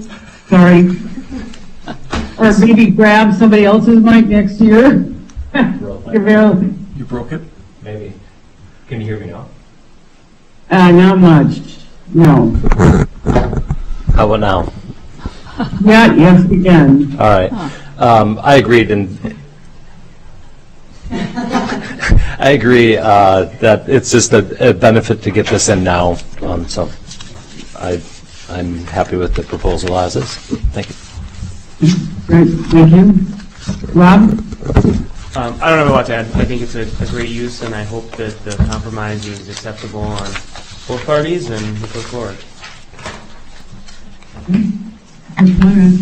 This all looks good to me. Thank you.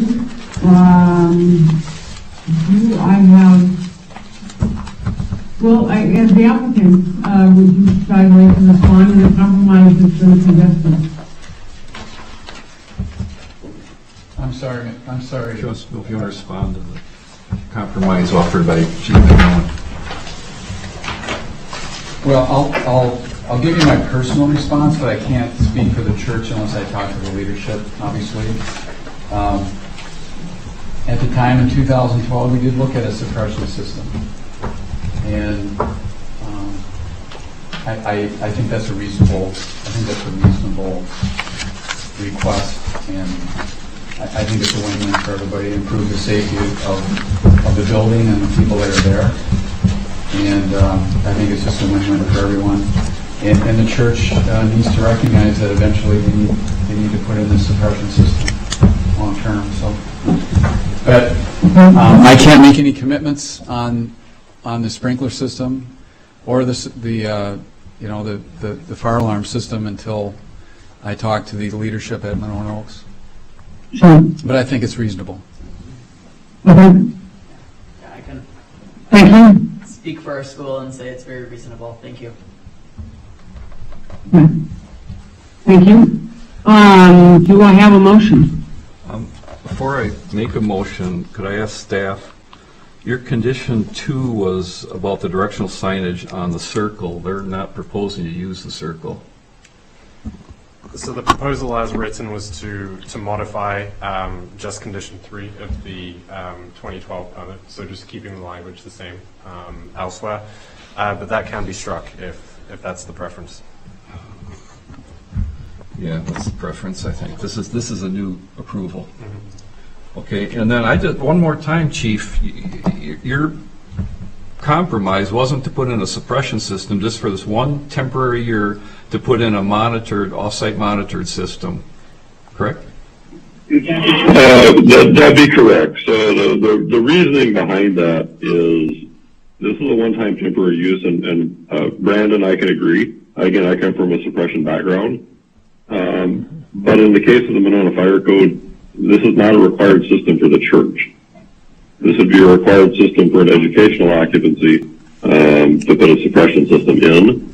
And if this is a temporary basis, they're going to be gone. I end up getting a church up to the current fire code and increasing the safety for the kids that are there, which is why I'm willing to make this compromise. Again, normally speaking, I come from a suppression background as well. So I would like to see every building with sprinklers on it. That's a utopia I would like to see. But in this case, I'm willing to compromise to get a building that's up to the current fire code after the school leaves. And we get a church that's up to the current fire code. Totally agree. I like your reasoning. I just was a little confused because former administrator Berner started talking about suppression again. I thought, what? Okay, I'll move approval. I'll move approval with condition 1 as written in our report. Condition 2, that this is a temporary 1-year approval for up to 100 students. The rest of those conditions stay the same. 3, that the compliance with the building code requirements is or it says it's required, is complied with. And then 4, final approval by Chief McMillan. I would second that. I have a motion second. Do we have any other discussion? An explanation for that is we've talked about it, we all understand it, but putting Chief McMillan directly in this makes certain that we're all on the same page with it.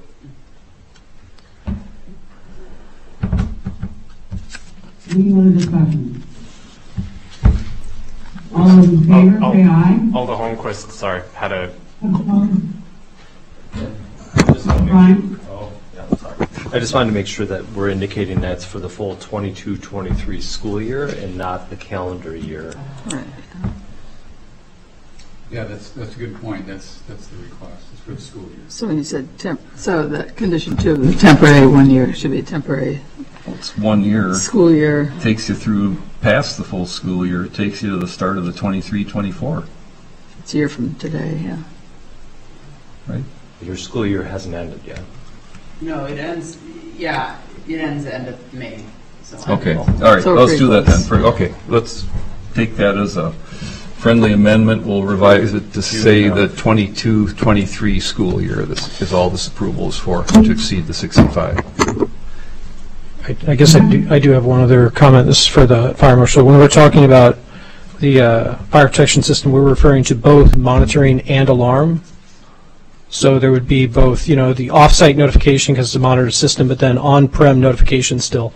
So horn and strobes, pull stations, even though it's not tied into a. Okay. All right. Absolutely, 100%. The Monona Fire Code actually requires more smoke coverage than any other fire code in the state. Yeah. So they have smoke detectors every 30 square feet, pull stations at every exit, notification of the building, and off-site monitoring. Okay. Great. Great questions, all. So with that, unless there's someone else, Doug, has anybody raised their hands? Nobody else. Okay, great, thank you.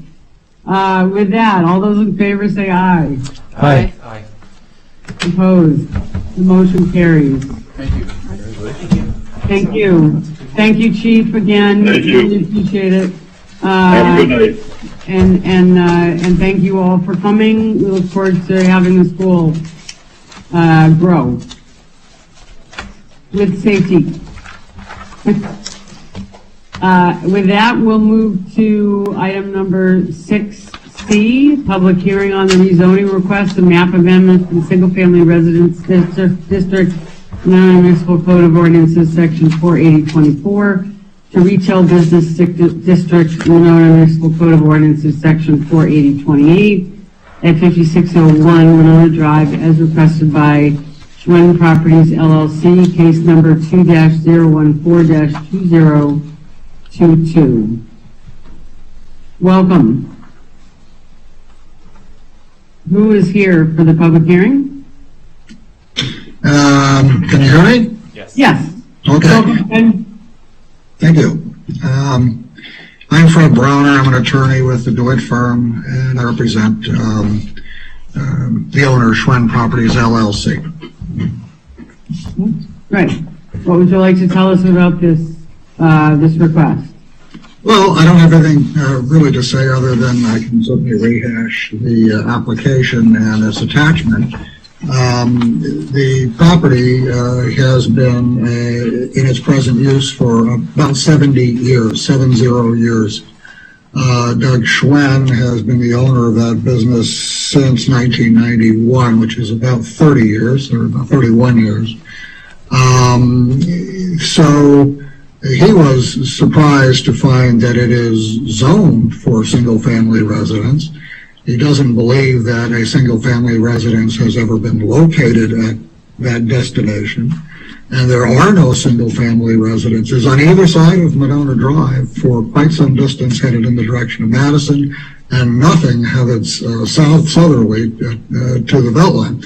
So we think there is perhaps an error was made somewhere along the line in classifying this as single-family residential property, and we would like it rezoned to its actual use, which is a retail business.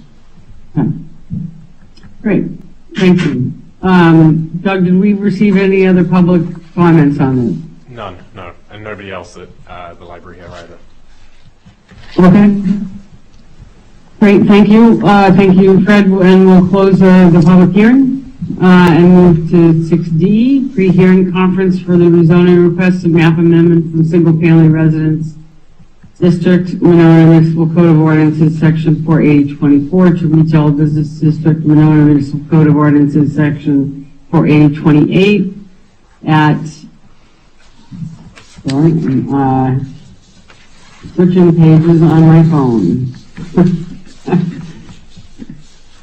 There we go.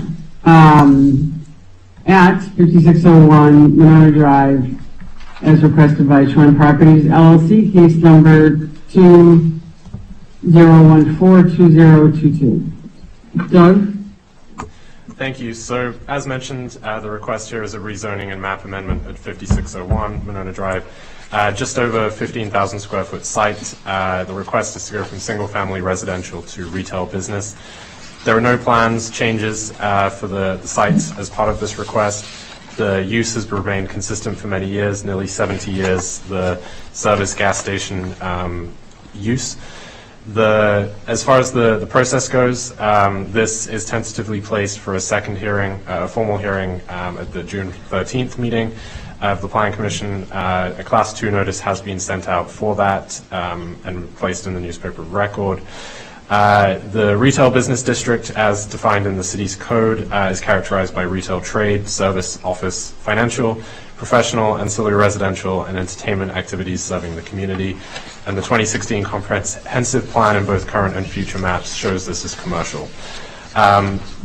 The city staff did review the files for this property. There are permits referencing this as a commercial parcel, but no record of a rezoning taking place. Having consulted with the city attorney, it was recommended that the applicant formally request this rezoning. It's likely that it's a discrepancy of potential drafting error. That's it from me. Thank you. Thank you, Phil.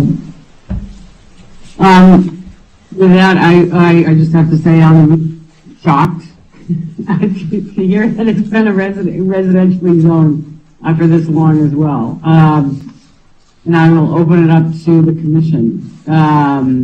Chris Homburg.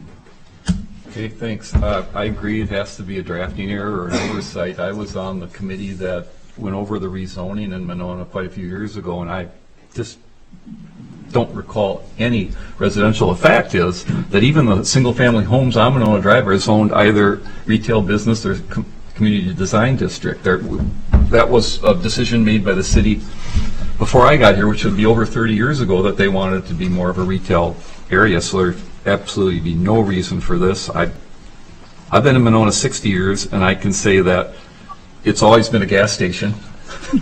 So I can confirm what the applicant said. And actually, I remember before my mom passed away, it's one of the few ones you could go to because they still pump your gas for you there. It's a real neighborhood, small town gas station. They'll fix your car, they'll pump your gas, take care of what you need. So I think there's no controversy to this whatsoever. I agree. It makes total sense to make this change. Yep. No additional comment. Just share the same sort of shock and confusion. Brian. I agree. Okay. Rob. Yep. Should we change? Just Conrad. I'm good.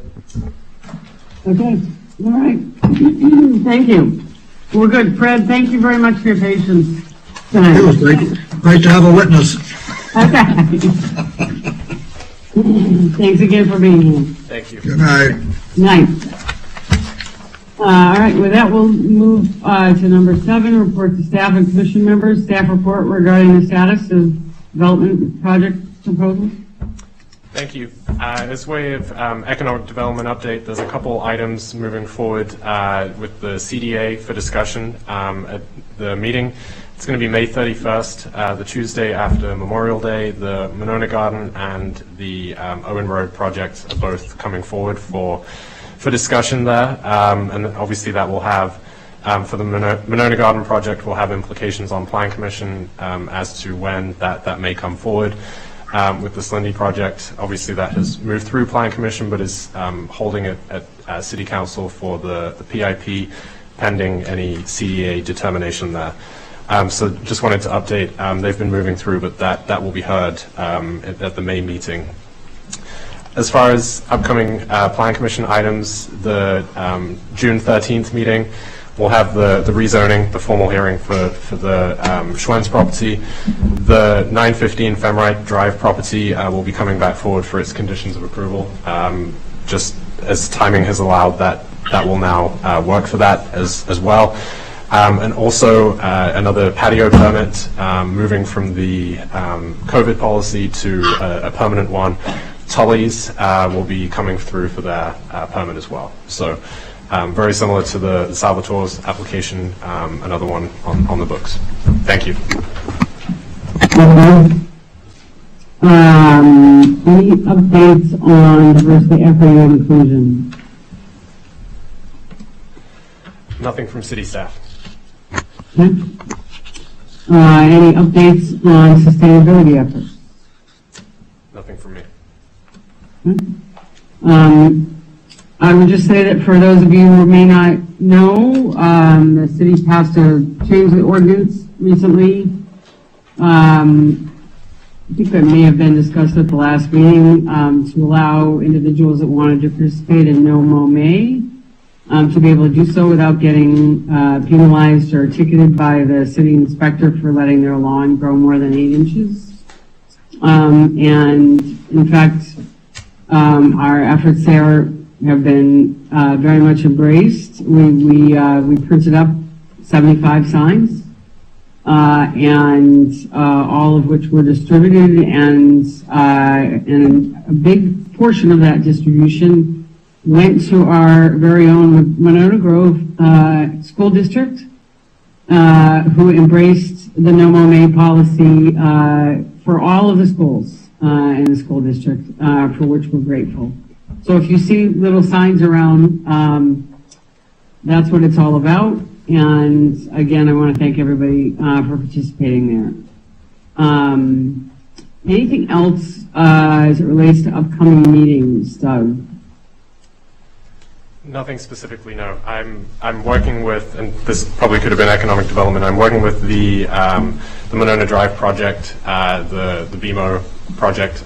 They are targeting some summer hearings. I was working with them on scheduling, so probably into July, but that is coming back before different bodies again. Okay. Thank you. Oh, and let me not forget the biggest thing as it relates to Monona Grove, which is that there's a ribbon cutting just yesterday for the school for installing the largest solar installation in a K-12 school in the entire state. So truly something for Monona Grove School District and the students at Monona Grove, who have been very involved in launching it as well, and will be involved through curriculum in learning more about clean energy, and just a huge shout out, I think for all of Monona to be proud that we have such a massive installation of solar. Susan, in fact, since you're on the commission, would you like to add anything to that? Well, yeah, the other nice thing about it is that it'll be cash flow positive in the first year, and we may actually save an additional $20,000. That's the projection. So it will pay for itself. The total payback is about 15 years, but it's, we were lucky. Everything came together well. We had just put a new roof on, so it's stable. MG&E was very efficient in terms of in terms of the costing, and it just came together remarkably well. So we're really excited about it and proud of the work. That's great. Thank you. Again, kudos. Any plan commission requests or information from city staff? Chris? Yes, this one, when I was looking at the Chipotle proposal tonight, I wanted to go back and check our Type 1 and Type 2 pavements. We did that a long time ago. We do it to protect people from themselves because they were putting in such insufficient sections of parking lots to be gone in a couple of years. What we have in there right now is 2.5 and 8 for a Type 1 and 3.5 and 10 for a Type 2. I would suggest we take a look at that and go to 3 and 8 for a Type 1 and 4 and 10 for the Type 2. That's just what almost everybody puts in if they have a soils engineer. Give them a recommendation for the types of soils we have around here. And the 2.5 inch is a little tough. You can't really, they try to do it on a 2-lay, but it's just not thick enough, and you have a bad product. So to do a decent 2.5 inch, you've got to go with a single lay. And it just really isn't what we're looking for. Again, if they have a soils engineer or a licensed professional come in and say, we stamp this design, we allow it. What this is for the people that don't have that, and sometimes people are building it for someone else. They build it as cheap as they possibly can and then sell it. So it's no different than any of our other building codes to protect the public. So that'd be my suggestion, is that we just look at that and change that to a more modern standard.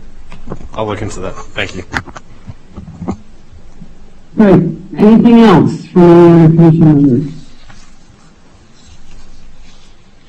Doug, just a reminder that we did request at some point that when we have a quote-unquote light meeting,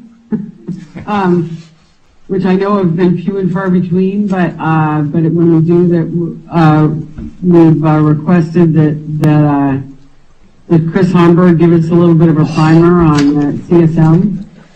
I think you can use the document reader, maybe that'll be the Yeah, trade-off. exactly. Yeah, if we could, perfect. That's a great idea. I think I'm sick that night, though. You know, when you lead plan commission, it's going to be the Chris Hongberg Memorial document reading. Right. You guys 15 years to call But that is noted. Thank you. Yeah. With that, I will take a motion to adjourn. I'll move adjournment. Do I have a second? Second? I have a second. I have a motion and a second. All those in favor say aye. Aye. Aye. We are adjourned. Thank you all very, very much. Sorry, can't be there in person. Stay healthy. Thank you. You too.